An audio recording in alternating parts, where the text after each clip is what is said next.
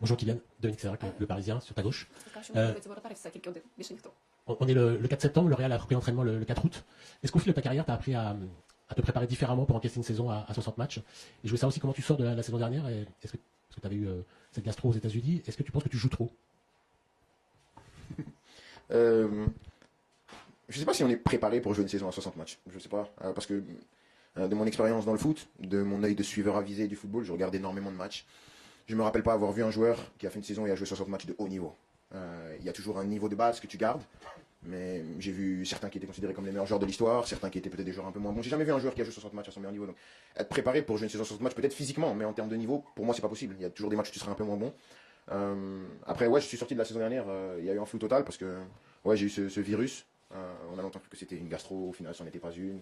Il y avait un espèce d'embrouille autour de cette situation qui était compliquée. Donc la saison, quand elle s'est terminée, elle est venue à point nommé. Mais est-ce qu'on joue trop? Non. Ma réflexion, elle a évolué. À un moment, je l'ai pensé.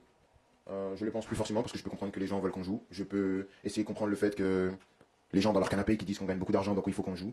Donc ma réflexion elle évolue et je pense qu'il faut juste qu'on ait un peu plus de repos. On peut jouer le même nombre de matchs, mais il faut qu'on ait un peu plus de repos au niveau des vacances pour essayer de régénérer le corps, essayer de revenir et à nouveau encaisser cette charge qui est de nombreux matchs. Parce que je vois bien que c'est un débat qui est un peu un débat de sourds parce que nous on vient, on donne des explications, mais le boomerang c'est vous gagnez beaucoup d'argent donc jouez. Donc à ce rythme-là on va dialoguer autour de ça pendant des années, ça va rester toujours comme ça. Mais je pense pas que ce soit uniquement une question de match pour mon avis à moi. Je pense que c'est plus une question de récupération. Je pense que quand tu vois la Coupe du Monde des clubs, elle se termine mi-juillet. Nous on était à peine en quart de finale, je voyais des autres équipes qui faisaient déjà des matchs amicaux, je me disais qu'il y avait peut-être un problème. Après peut-être que je suis fou, mais je me disais qu'il y avait peut-être un problème, je voyais des équipes 2025-2026 matchs amicaux, mais nous on était toujours 2024-2025. Donc c'est quelque chose où on doit se pencher sur le sujet. Je pense pas que ce soit un débat où tu as raison, tu as tort, je pense que tout le monde doit faire un bout de chemin. Parce qu'au final, je pense que c'est tout le monde qui va être gagnant, parce que les gens vont voir des matchs de meilleure qualité. Parce que j'ai pas vraiment envie, en tant qu'amoureux du foot, qu'on arrive à un moment où nous les joueurs on va se dire bon ce match-là, mi-novembre, au fin fond de je sais pas où il est en bois, je le saute. C'est pas le but parce que nous on aime le foot et on reste quand même des passionnés quand bien même c'est devenu notre travail.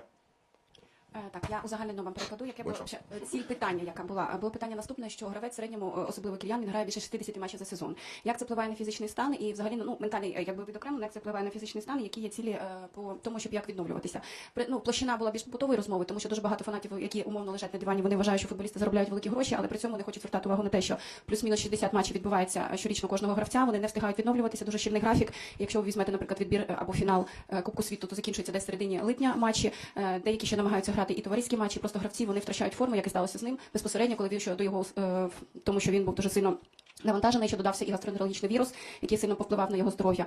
Тому ментально, як гравець, він зростає і вважає, що необхідно багато готуватися і працювати, але треба роздивлятися питання відпочинку і відновлення для гравців, особливо топ-рівня. Oui, bonjour Kylian, Loïc Tanzi, l'équipe. Comment estimez-vous que vous avez fait évoluer votre capitanat depuis que vous avez pris le brassard en équipe de France?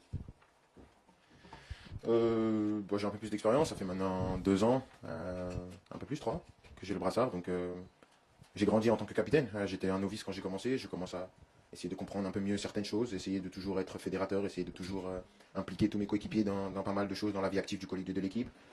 Essayer de donner aussi de la liberté et de la participation à de nombreux joueurs qui sont maintenant des nouveaux cadres, parce que c'est une nouvelle équipe, c'est un groupe qui est plus jeune.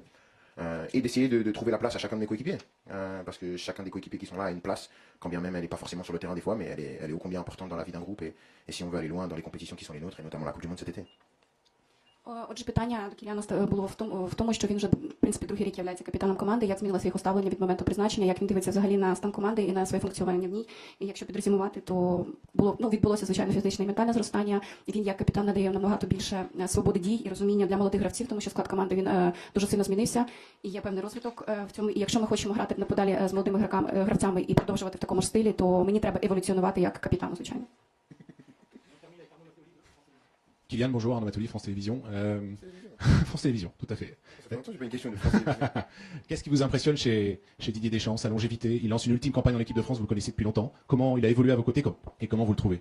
Bon, c'est plus moi qui ai évolué à ses côtés que l'inverse, mais je le dis souvent, c'est un monument du football français. C'est quelqu'un qui a marqué l'histoire de l'équipe de France en tant que joueur. Il l'a fait en tant qu'entraîneur.